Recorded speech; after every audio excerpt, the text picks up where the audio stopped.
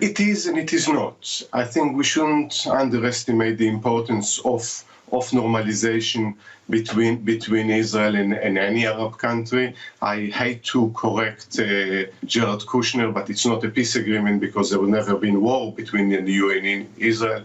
It's an agreement of normalization between two countries that didn't have diplomatic relations.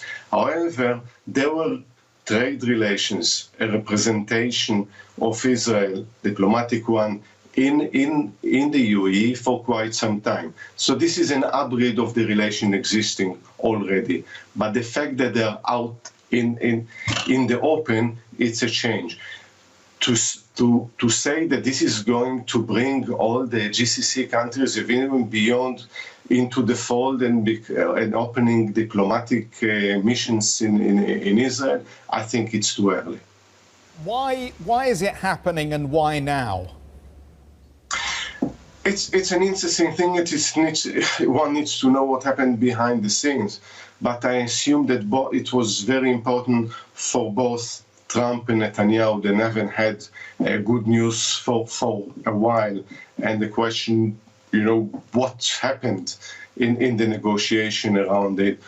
Both of them experience severe domestic crisis at home, whether it's the coronavirus or, in the case of Trump, the election, the case of Netanyahu, the corruption trial. So they needed desperately good news. I think it also serves the interest of the UAE, probably the supply of arms, sophisticated arms, more aid.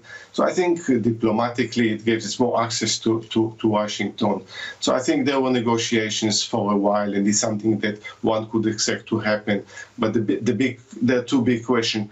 A, is it an isolated case? But also let's not ignore how it's going to affect the Israeli-Palestinian conflict. Because is it going actually to enhance? Because part of the agreement is stopping the annexation, and this is very important and an achievement for the UAE in this sense.